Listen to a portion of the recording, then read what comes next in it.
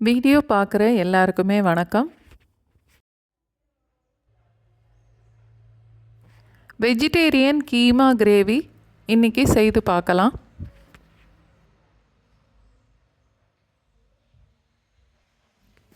Minced soya 1 cup அளவு எடுத்திருக்கேன், 240 ml. நல்ல சூடான தண்ணி ஒரு 3லேருந்து 4 கப் அளவுக்கு அதில் சேர்த்துட்டு அரை மணி நேரம் வரைக்கும் அதை அப்படியே மூடி வச்சிடலாம்.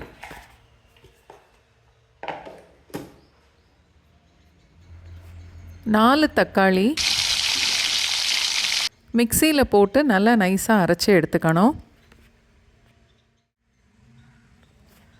பெரிய சைஸில் 2 வெங்காயம், அதை நல்லா பொடிசாக வெட்டி எடுத்துக்கணும். 2 டேபிள் ஸ்பூன் அளவுக்கு எண்ணெய் சேர்த்துட்டு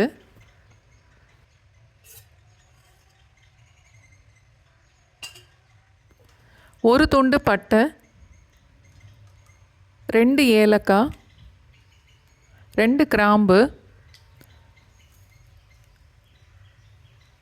அரை டீஸ்பூன் கல்பாசி,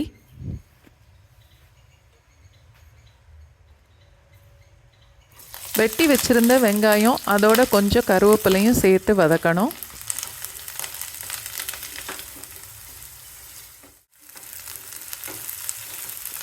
வெங்காயம் கொஞ்சம் செவந்ததுக்கப்புறம் அரைச்சி வச்சுருந்த தக்காளியை இப்போ சேர்த்துடலாம்.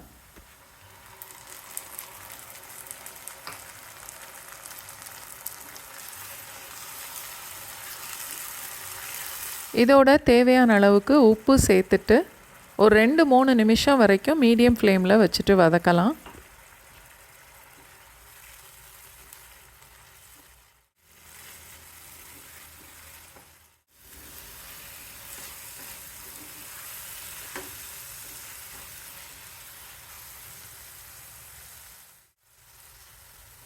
மூணு டீஸ்பூன் அளவுக்கு இஞ்சி பூண்டு பேஸ்ட், 2 டீஸ்பூன் மிளகாத்தூள், 4 டீஸ்பூன் மல்லித்தூள், அரை டீஸ்பூன் மஞ்சத்தூள், மிளகுத்தூள் 1 டீஸ்பூன், சீரகத்தூள் 1 டீஸ்பூன், சோம்புத்தூள் 1/2 டீஸ்பூன். பொடியெல்லாம் தக்காளியோடு சேர்த்துட்டு 2 நிமிஷம் வரைக்கும் வதக்கலாம்.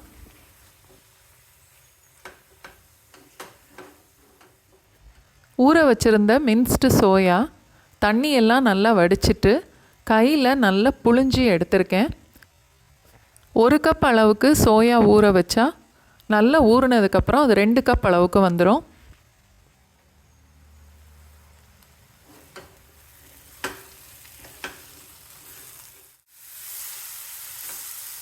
மசாலா பொடியோட பச்சை வாசனை போகிற வரைக்கும் வதக்கிட்டு ஊற வச்ச சோயாவை இதோட சேர்த்துடலாம்.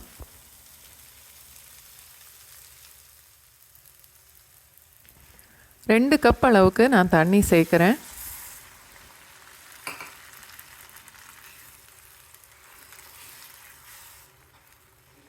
சோயா முங்குற அளவுக்கு தண்ணி இருக்கணும். கலந்து பார்த்துட்டு தண்ணி பத்தலைன்னா இன்னும் கூட ஒரு அரை கப் அளவு சேர்த்துக்கலாம்.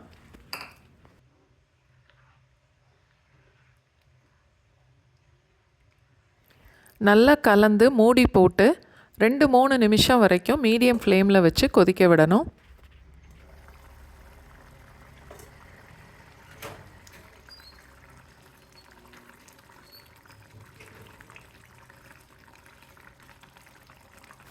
இன்னும் கூட கொஞ்சம் கெட்டியாகட்டும்.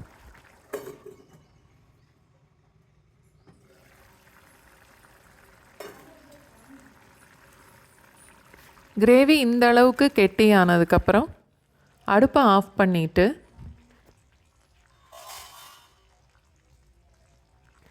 கொஞ்சம் மல்லி இலையும் சேர்த்துடலாம்.